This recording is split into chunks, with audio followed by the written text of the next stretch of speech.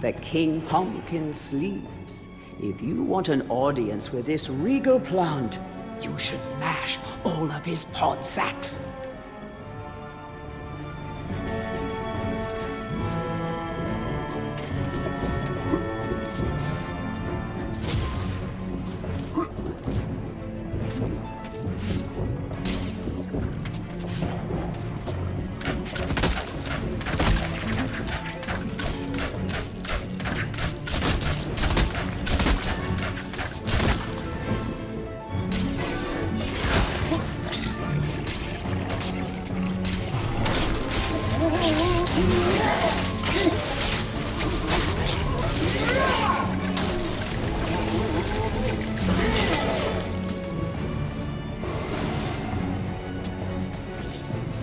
It is rumored that the Pumpkin Witch is in possession of a much sought-after dragon gem. If you have a witch talisman, you could summon this kindly witch.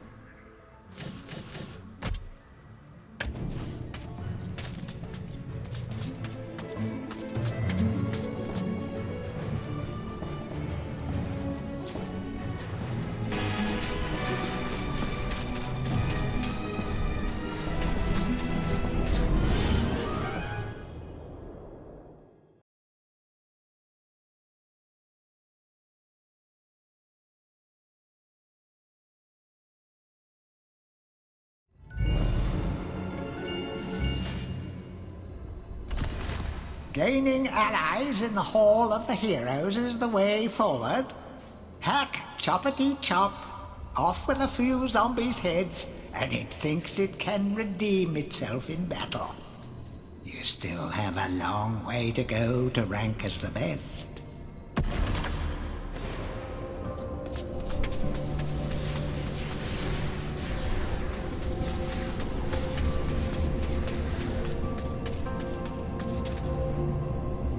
By God, Fortescue, you must be the luckiest corpse ever to walk the face of the earth. I have something here I can lend to you. Take it or leave it, but remember, I'm only doing this for the sake of Gallowmere's doomed population, and not for you, you gangly buffoon!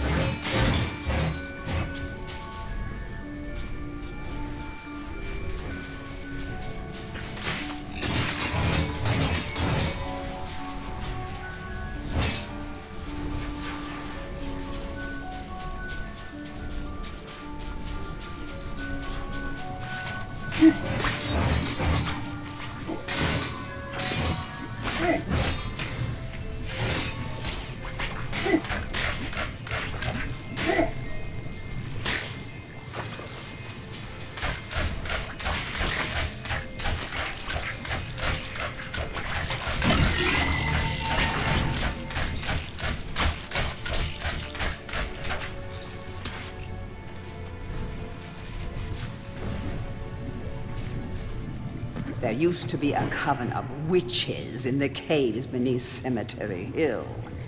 The whole forest never smelt the same since.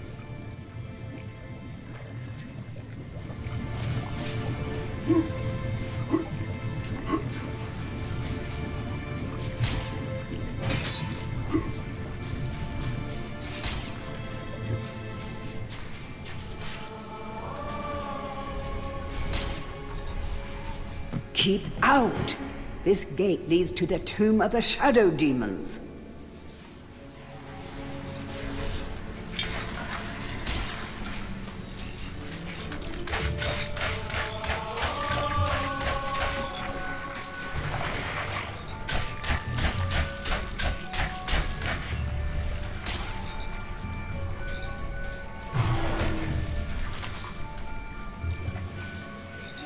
Like a giant magpie, the dragon bird sits upon its hoard of stolen treasures. High above the trees, you will find a nest. Oh, those eggs are worth their weight in gold.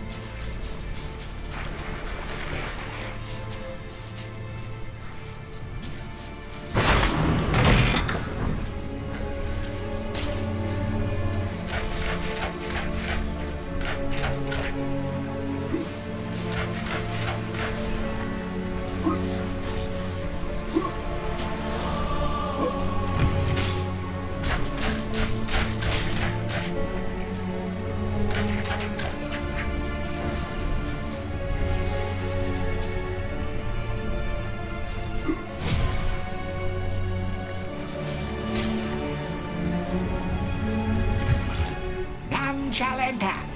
The shadow demons are entombed within, separated from the world of goodness and light until the earth cracks open. No one, not even the Dark Lord Zarek, can release them without the shadow artifact. Leave now, or share their doom.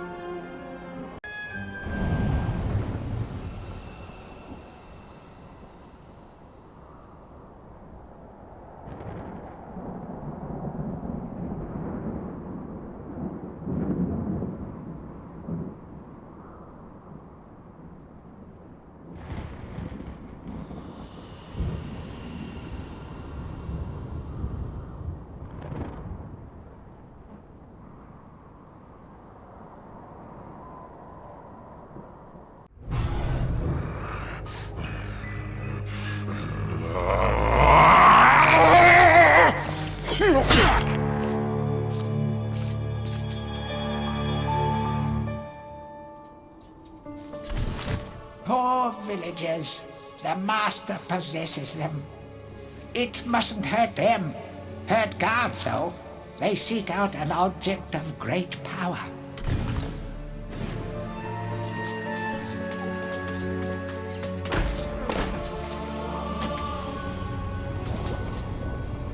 Blacksmith's Monthly. Old man Willie Green of Gallowstown was awarded Smithy of the Season by our readers. His outstanding casts have produced many intricate and hard-wearing iron goods and sculptures. Willie only uses the finest of metals in his work, and is particularly noted for his magnificent busts. Old man Willie was quoted as saying, "Aye, when I get pumping on me bellows, there's no stopping me. It's all in the rhythm, up and down, up and down. I've always been inspired by the stories of Stanya Ironhewer, the greatest smithy there ever was."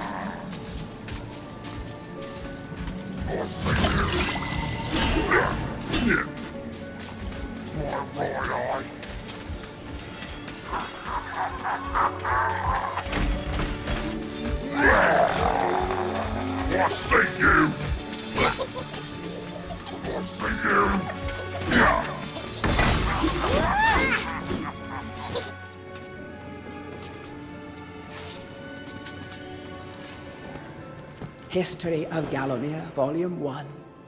During the dark time that was Gallowmere's not too distant past, it was King Peregrine who thwarted Xerok the Necromancer and his plan to enslave the land. Xerok, once the king's mage, had fallen out of favor with the ruler for conducting outlandish experiments on the bodies of the dead. It was said that deep within Peregrine Castle, the dead were restless. The dead are to be honored, not kept as the playthings of alchemists, declared King Peregrine as he banished Xerok from the castle. All of Xerok's living dead were routed out and destroyed. Xerok, being an unforgiving soul, went into hiding and vowed to wreak his revenge on the king.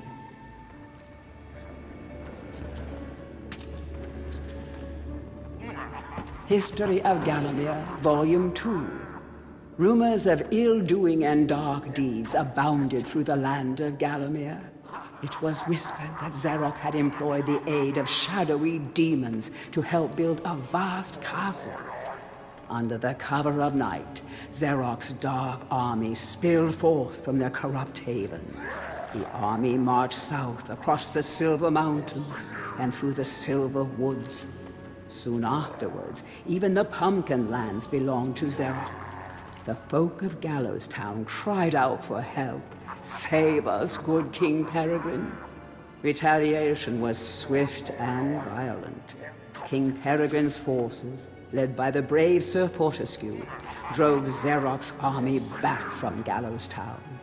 Oh, there was much rejoicing, but the war was not yet over.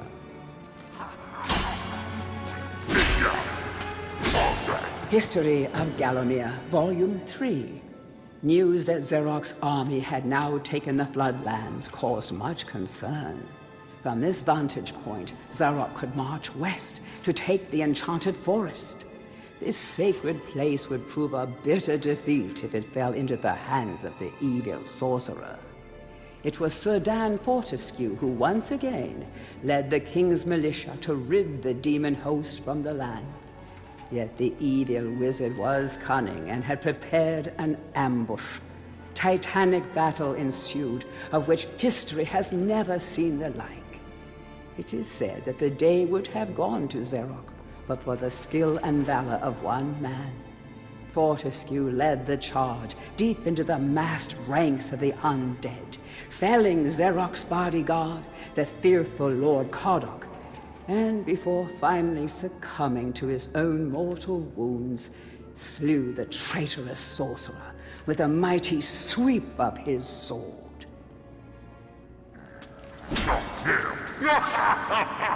History of Gallowmere, Volume 4. The forces of evil were destroyed, but at a terrible price. None but a handful of the king's militia returned from that field.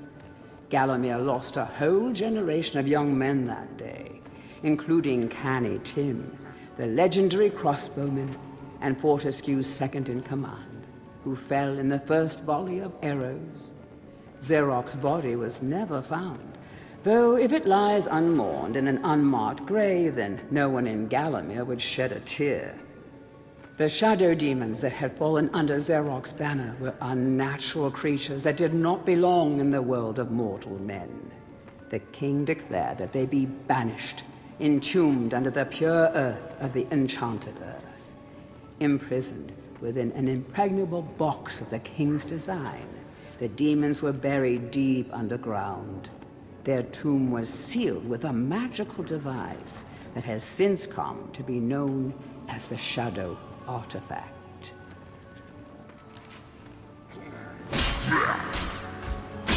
Tourist's Guide to Gallowmere, Part 1. The land of Gallowmere is a wondrous land of breathtaking sights and adventure. If it's beauty you are looking for, be sure to check out the sights of the Enchanted Forest. Scale the heights and see the nests of giant dragon birds. Seek out weird and wonderful plant life. Go ooh and ah at the sight of baby dragon toads splashing about in the crystal clear ponds. Why not take a walk through the Pumpkin Valley? Pumpkin is Gallowmere's favorite dish, and about now the valley is just bulging under the weight of young podlings awaiting harvest.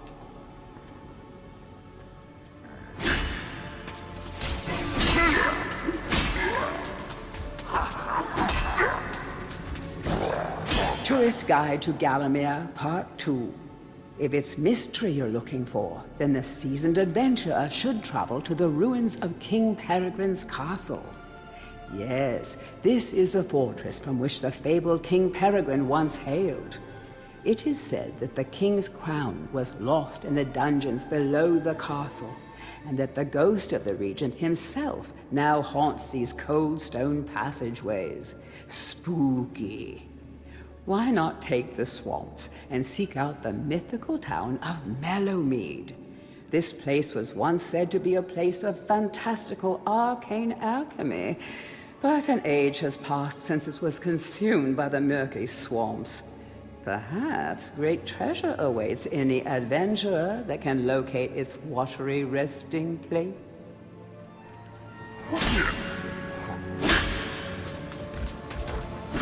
Heroes from History, a retrospective. Chapter 1.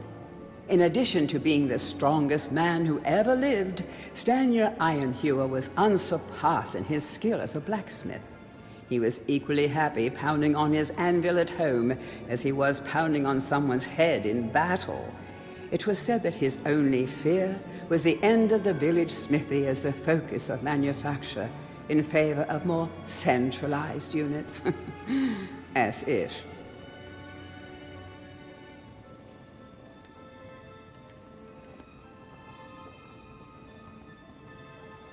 Chapter 2. Born a humble peasant to one of the nomadic tribes from the Eastlands, Bloodmanoth Skullcleaver gathered an army of horsemen and swept over half the civilized world.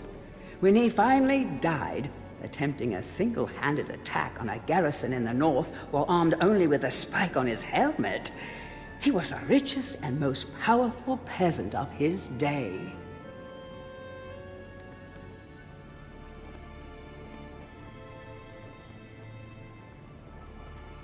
Chapter 3. Carl Sterngard spent most of his formative years under siege at his family castle. With his impregnable magic shield, Sterngard's motto was, "The best form of attack is defense." Sadly, his shield couldn't protect him against poor eating habits, and he died during a post-battle feast, while swallowing a large sausage he had failed to chew.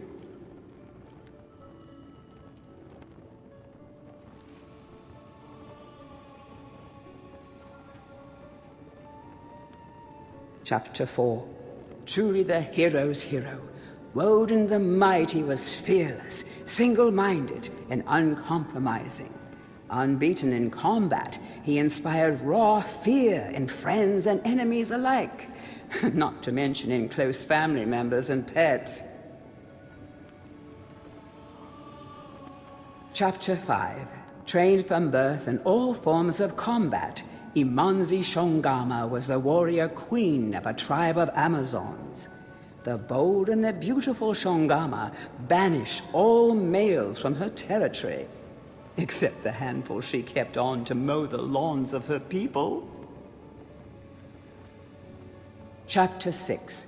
A full-time mother and homemaker, Megwin Stormbinder had to defend her settlement from barbarian raiders while the menfolk were away on a hunting trip. She fought off repeated attacks, armed only with a pitchfork and a rolling pin, and with one arm holding her baby. Legend has it that the gods, impressed by her indomitable courage, intervened and added thunderbolts to her arsenal. She won the battle with a couple of bolts to spare on her husband when he finally returned.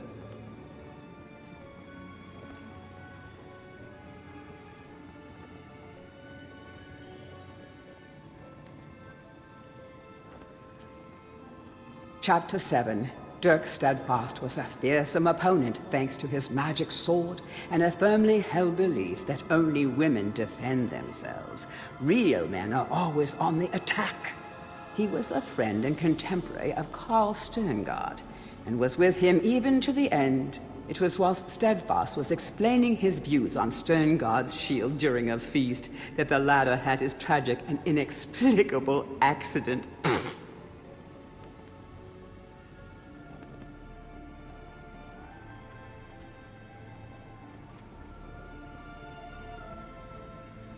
Chapter 8. Descended from the finest centaur bloodstock, Ravenhooves the Archer was the last prince of his people. A proud and haughty aristocrat, he was an accomplished hunter, sportsman, duelist, playboy, raconteur, and 3 times Derby winner.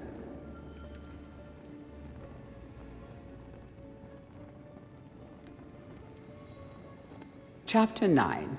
Captain of the militia in the time of King Peregrine, Sir Daniel Fortescue found fame when he killed the renegade wizard Zerok. A career soldier raised in the royal household, he was adored by the men under his command, and renowned for his loyalty to Galamir. It was said that Fortescue was always destined for greatness. With his square jaw, steely gaze, and thick shock of hair as black as raven's wings, oh, he looked every inch the hero.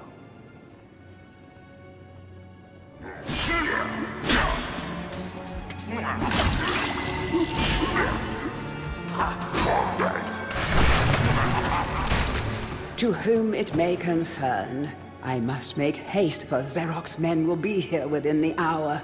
I have taken the crucifix from the church. It is the key to a key. I used the cross to make the attached cast. Then I had it destroyed. It is my hope that this cast falls into the hands of a just and good hero. Signed, the town mayor.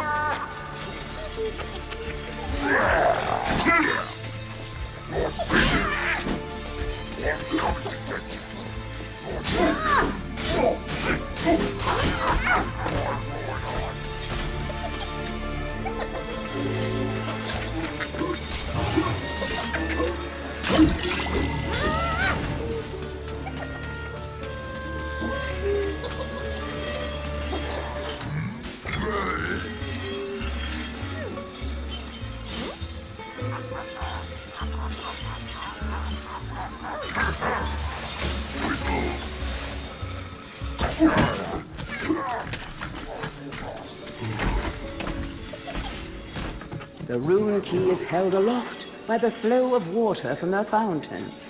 You You may have to wait for the next drought.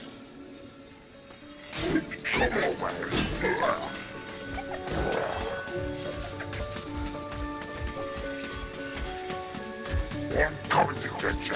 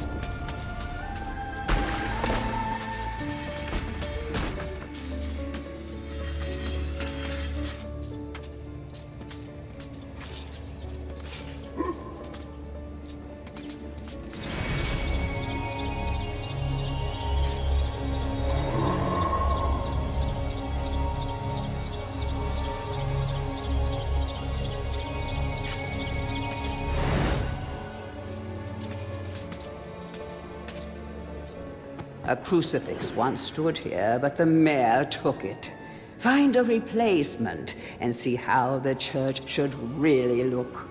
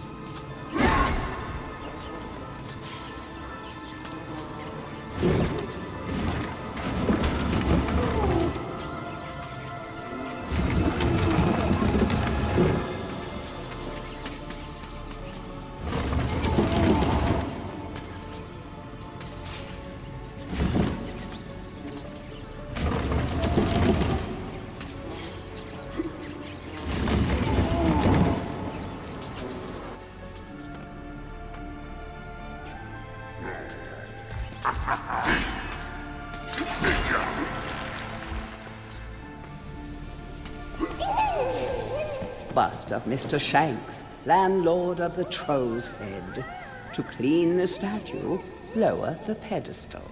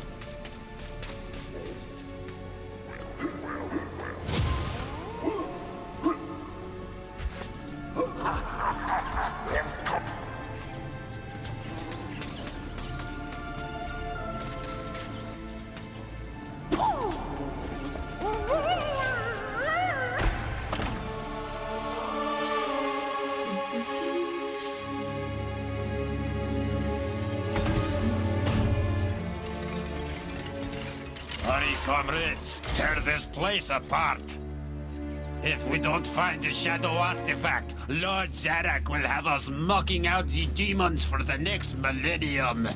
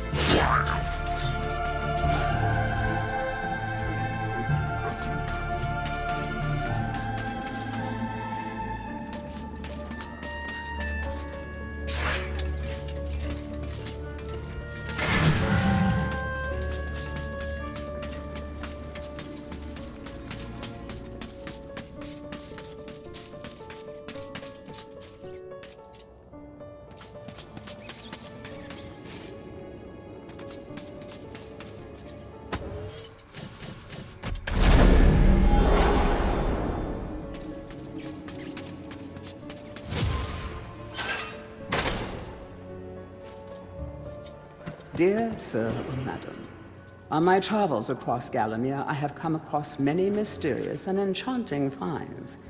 However, that which filled me with deepest dread was discovery of the tomb of the Shadow Demons. The key to their dank prison, the mysterious Shadow Artifact, is now in my possession. Yours fearfully, the Town Mayor.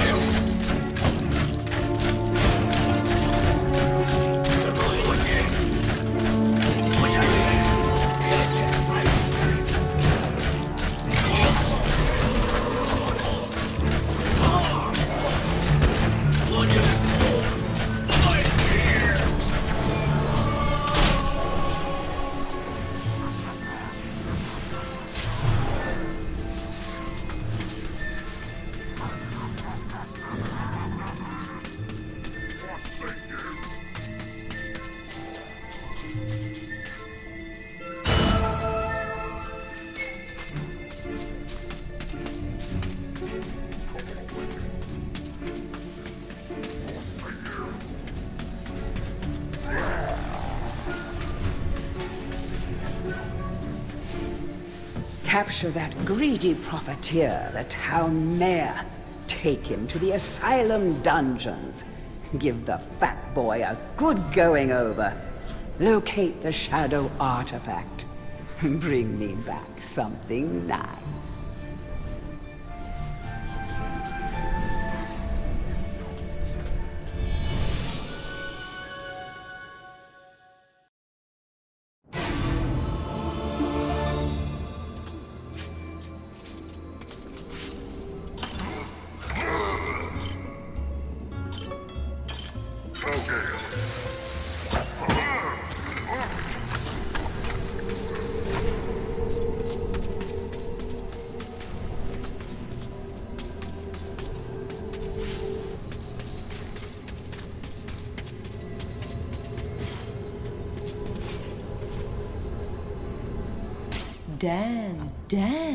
Dan.